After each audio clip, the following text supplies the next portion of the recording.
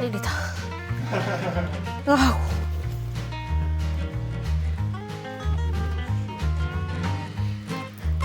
너무 졸려 보이는 걸. 미안.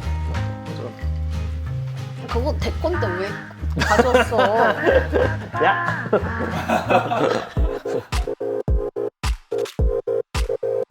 제가 늘 말씀드렸지만 연애 결혼을 우리가 미디어에서 많이 배우고 학생 때부터 그냥 자연스럽게 노출되어 오잖아요, 연애 결혼을. 그래서 크리스찬은 어떤 연애를 해야 되는가, 어떤 결혼을 준비해야 되는가, 이런 이제 항상 고민이 있었고, 미리 선배님들에게 티칭을 받는 시간. 그래서 굉장히 엄선하여서 저희 팀원이 4명이나 되기 때문에 그 중에 2분을 모셨습니다. 자기소개 한번 부탁드릴게요. 안녕하세요. 저는 무명의 1호입니다. 무명의 여정의 무명의 1호입니다. 안녕하세요. 저는 무명이 2호입니다. 1호님과 2호님은 부부치입니다. 아셨죠? 혼인신고 다 돼 있는 거죠? 그쵸, 그럼요, 그쵸. 그럼요. 반지를 안 끼고 왔네.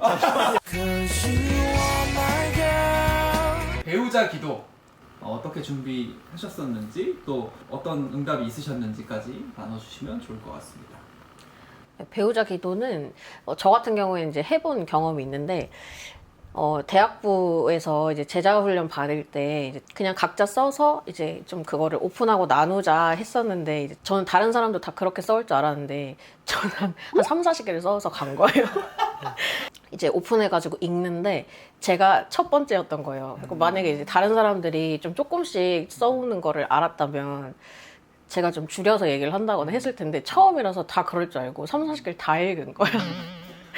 많이 쓰고 다른 사람들은 근데 막 한 3개, 5개, 뭐 많아야 7개? 이런 식으로 좀 추려가지고 배우자 상을 가지고 있구나라는 거를 알면서 그때 조금 충격이라고 해야 되나? 충격. 약간 그런 게 있었고, 아, 내가 너무 좀 본질적이지 않은 것들을 되게 많이 갖고 있구나. 막 세세한 거 있잖아요. 그런 뭐 손톱이 큰 사람.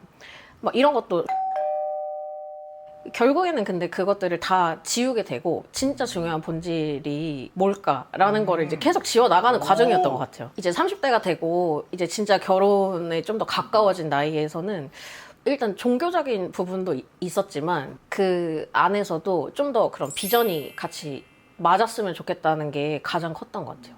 혹시 그 비전을 좀 구체적으로 말씀해 주신다면? 저는 이제 예배 사역이나 그런 걸 좀 계속 하고 싶은, 또 음악을 전공했었기 때문에 음악을 이렇게 활용해서 예배에 쓰임받는,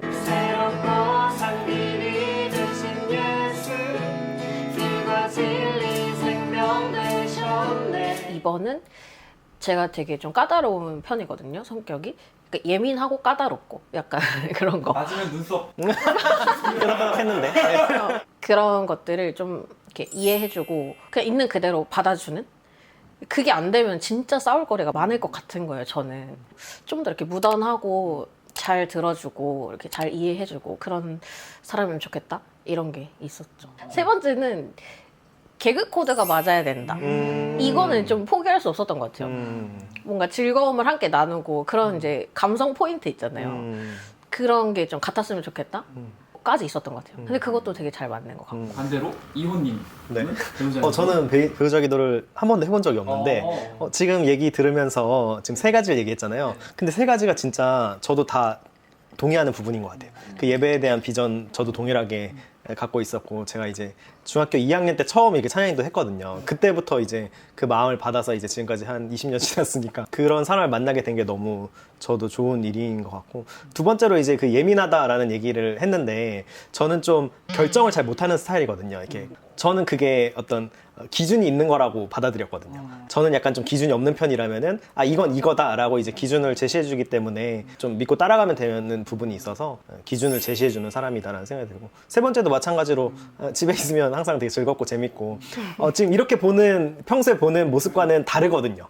둘이 있을 때는 이게 상상도 못할 약간 사람 소리를 내지 않고요. 그런 얘기 하죠. 그런 얘기 하지 마. 미안해요. 네, 죄송합니다. 저희가 방송이 처음이라.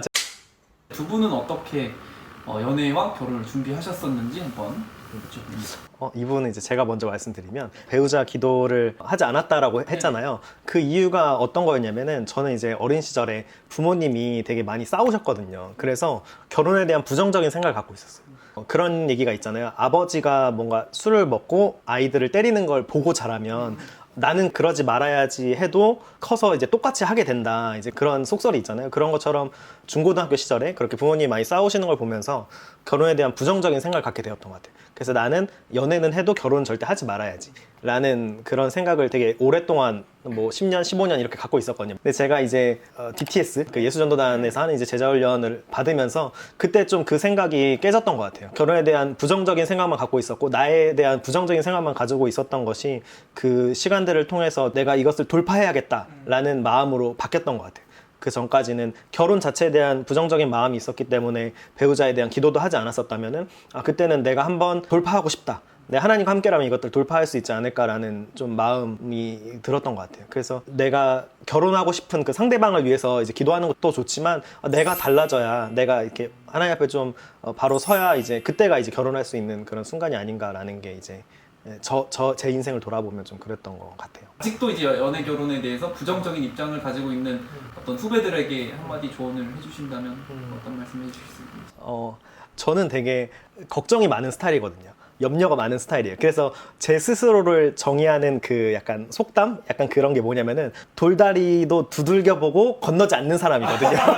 돌다리를 두들겨도 뭔가 이건 문제가 있을 수 있다 하면서 건너지 않는 거거든요. 저는 그런 어떤 부정적인 마음이나 이런 것들이 꼭 나쁘다고 생각하지 않아요. 어떤 부정적인 마음을 가지고 계속 고민하는 게 필요하다고 생각해요. 예상되는 어려움들이 있잖아요. 문제들이 있잖아요. 내가 이걸 포기할 수 있을까? 내가 이거를 결혼하면은 맞출 수 있을까? 그런 생각들이 있을 수 있잖아요. 그거에 대해서 더 치열하게 고민할 필요가 있는 것 같아요. 그래서 스스로를 계속 바꾸고 변화시켜야 하는 거죠. 하나님 앞에서 내가 이런 것들은 포기하지 못할 것 같다. 이런 것들은 결혼하면 난 이런 것들은 못할 것 같다라는 부분에 대해서 계속해서 치열하게 고민하고 기도하고 싸울 필요가 있는 것 같아요. 그러니까 신앙생활과 마찬가지로 결혼을 준비하는 것에 있어서도 부정적인 마음이 들 때 그걸 그냥 그대로 두는 게 아니라 그거에 대해서 계속해서 고민하는 거죠. 계속해서 치열하게 싸우고 나는 이런 마음이 있는데 이걸 어떻게 해야 할까요? 하나님 앞에서나 혹은 믿는 사람들 앞에서 계속해서 도움을 요청하고 얘기하고 고민할 필요가 있다라는 생각이 들어요.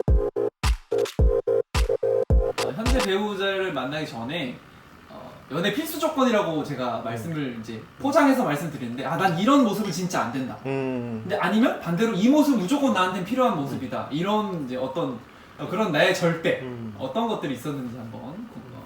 저는 약간 절대 안 된다고 생각했던 게 이 세상의 모든 문제는 말하지 않아서 생긴다고 생각하거든요.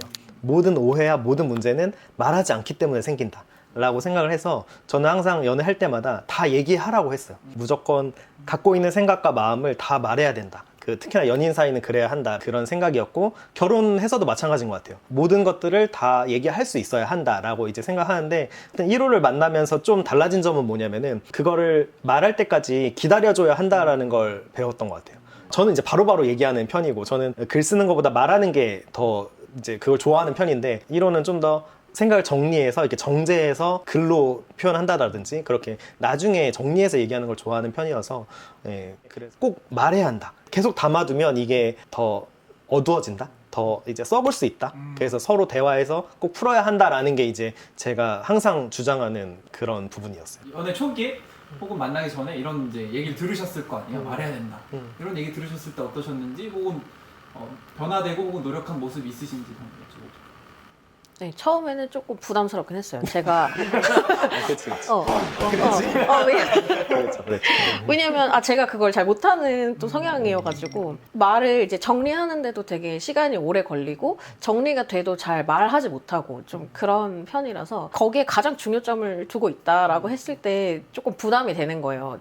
그런 걸 원하는구나, 좀 투명한 소통을 원하는구나라고 느끼니까 내가 진짜 많이 노력해야 되는 부분이겠구나 라고 생각했고 어쨌든 많이 바뀐 것 같아요. 저도 처음에 이제 부담으로 시작했지만 좀 한 번 두 번씩 좀 얘기하게 되고 그리고 얘기를 했을 때 상대방이 받아주는 그 리액션에 있어서 학습이 되는 거잖아요. 또 말할 수 있겠다.